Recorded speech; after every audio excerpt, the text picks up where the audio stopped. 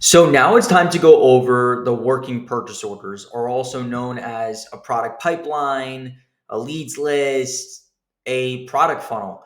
Really, what this is where all of the suppliers that you are adding, all products that you're finding, you're restocking, that you're sourcing, will end up on this one page where you will review those products. So maybe you have a virtual assistant or buyers that are finding products for your business, and you want to be able to review those items. You want to see who's finding them, how much profit they're bringing in. You want to see what suppliers you're going to be purchasing this week.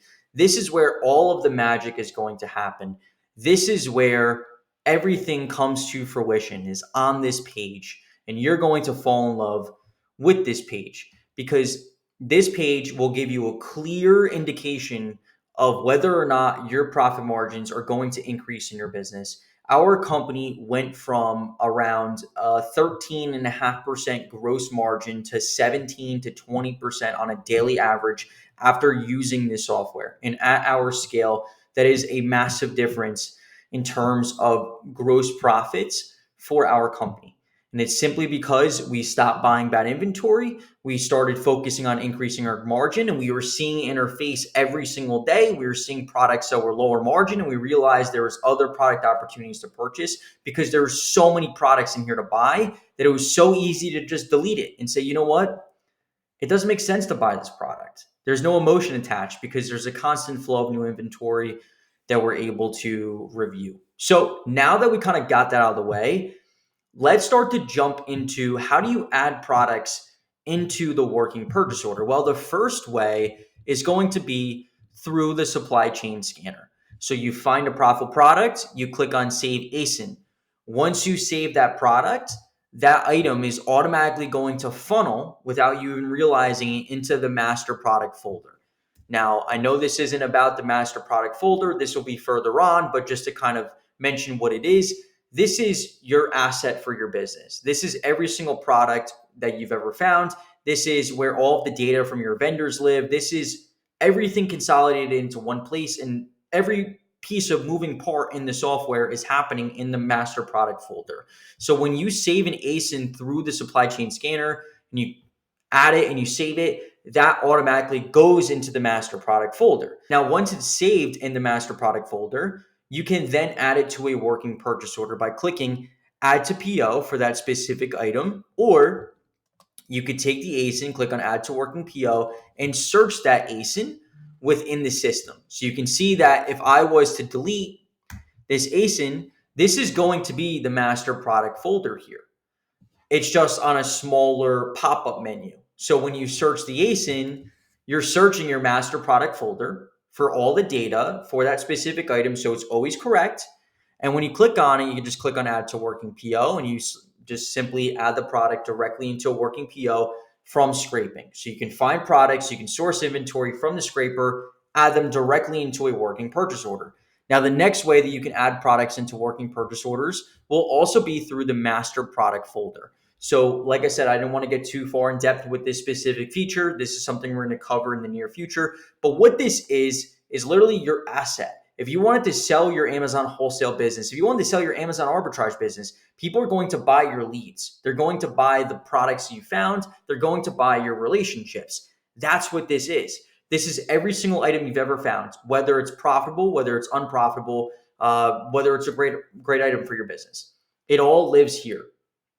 Items you've never sold in your business, items you are currently selling in your business. It's a combination of everything, and it is the highest converting data for your business. Now, the reason why is that when you're going through a supply chain scanner or a scraper in general, or you're sourcing, you need to validate the data. You need to make sure the bundle quantity is correct. You need to make sure that the cost is correct. You need to make sure that everything is correct.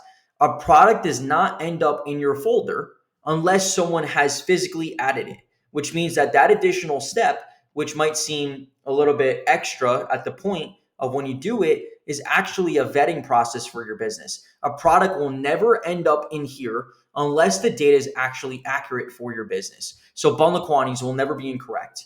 Vendor SKUs or item numbers from your suppliers will never be incorrect. Suppliers are correct. The UPC is correct. The case quantities are correct. The prep type is correct. Everything, the buyer, who found the product, what date, It is a logging system for you to have a very clear idea whether you've sold a product or you haven't sold a product before, on if there's opportunities in your business for products that you once found that came back to life. So the way that it operates for my business is essentially for every single item that dies that we no longer sell, we instantly go to our master product folder and we can replace the inventory like that, because this is the highest converting data. So when a product says that it's a 20% margin, it is a 20% margin. And it's because all the data is correct. So it's a huge, huge asset to have.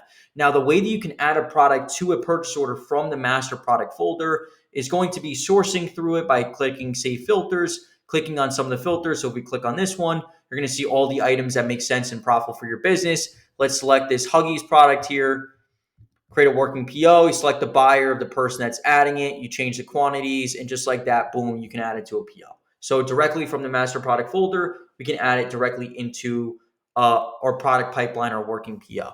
Now, the last way is also going to be through restocking inventory. So let's put in a filter for restocking here.